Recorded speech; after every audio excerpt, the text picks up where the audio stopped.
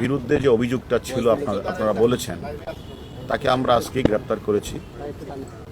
তার বিরুদ্ধে অনেকগুলো অভিযোগ, এবং সে তার বাড়ি হলো বরিশালের উজিরপুরে।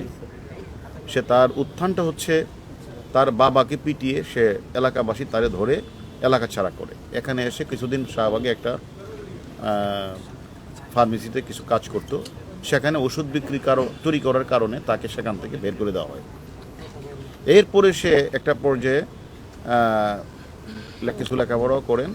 সে মিঠু হালদার নামে একটা নার্স, যে নার্সিং মেয়ে, যে পেশা নার্স, তাকে বিয়ে করার পরে সে তখন তার স্বপ্নে আসলো সে একটা ওল্ড অ্যান্ড চাইল্ড একটা কেয়ার সেন্টার সে স্থাপন করবে, এরকম একটা তার সত্যি আসলো। তখন তার ওয়াইফকে নিয়ে সে মিরপুর এলাকায় একটা child and old age care এক নামে একটা প্রতিষ্ঠান খুলে। এখন সেখানে খুলে আসলে এই যে তার বাচ্চা শিশুদেরকে নিয়ে আসতো, আর বৃদ্ধ মানুষগুলি যারা সেখান থেকে মানে গরিব তাদেরকে নিয়ে আসতো। এরকমভাবে আপনারাও দেখেছেন বিভিন্ন মিডিয়াতেও, সোশ্যাল মিডিয়াতেও ভাইরাল হয়েছে। সেখানে এগুলি সে প্রকাশ হয়েছে এবং সে বলেছে যে আমরা সেখানে অপারেশন থিয়েটার আছে, সেখানে মানুষকে সে বিভিন্ন ধরনের সেবা দেয়। তাহলে অপারেশন থিয়েটার থাকে, হাসপাতাল থাকে, তারও তো লাইসেন্স থাকতে হবে। সে লাইসেন্স নেই। সে কারণ করা হলো যে আপনি রাতে লাশ দাপন করেন কেন? সে বলে যে আসলে না হলে তো মানুষ আমাকে বিভিন্ন প্রশ্ন করে, এটা সে উত্তর দিয়েছে। এবং আশ্রমে বৃদ্ধদের চিকিৎসা দেওয়া হয় না বলে গণমাধ্যমে এসেছে, সেটাও তাকে জিজ্ঞাসা করা হলো যে আপনি যে 30-25 লাখ টাকা খরচ করেন, টাকা পান কোথায়? এবং নিজেই ডেথ সার্টিফিকেট তৈরি করে ডাক্তারের সিল স্বাক্ষর জাল করে সে নিজেই মিডিয়ার কাছে শেয়ার করেছেন। এবং আমরা এটাও জেনেছি যে সে ইতিমধ্যে 900 লাশ দাপন করলেও 835 সালের সম্পূর্ণ গরমিল কোনো ডকুমেন্টসে দেখাতে পারে না। এবং তাকে জিজ্ঞাসাবাদ করলে যে তুমি এগুলি লাশগুলির পিছনে তোমার কারণ কি, লাশগুলি তুমি রাতে দাপন করো এগুলি, তখন কোনো এক সময় দেখা যায় যে সেখানে পাশে একটা মসজিদ ছিল, সেখান থেকে প্রশ্ন উঠেছে যে কিডনির পাশে সেখানে রক্তের দাগও রয়েছে।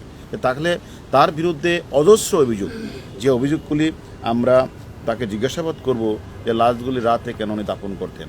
তার কাছে আমরা জিজ্ঞাসাবাদ করব তিনি নিজে যে স্বীকার করেছেন যে ডেথ সার্টিফিকেটটা উনি নিজে কেন তৈরি করেন, ডাক্তারের সিল স্বাক্ষর উনি নেন না কেন। এবং সেটা একটা অনেকেই যারা তাদের অত একটা বাচ্চা শিশুকে দিয়েছে, অত বৃদ্ধ একটা মানুষ তার টর্চার দিয়েছে, যখন তার খোঁজ খবর নিতে গেছে তাকে সে সেখানে টর্চার ছেলে তাকে কিন্তু পিটিয়েছে। এরকম আমাদের অভিযোগ আমরা পেয়েছি। যে সব কিছু মিলিয়ে তার বিরুদ্ধে অজস্র অভিযোগ আমরা পেয়েছি। এবং সে এই টর্চার সেলে সে বলেছে তার 2টা আশ্রম রয়েছে, একটা হলো সাভার, হচ্ছে সেখানে 20-30 জন 40 জনের বেশি সেখানে লোক নেই। এবং আমাদের কথা হলো আমরা তাকে নিয়ে এসেছি এবং কিছু অভিযোগকারী রয়েছে, তারাও মামলা রুজু করবে।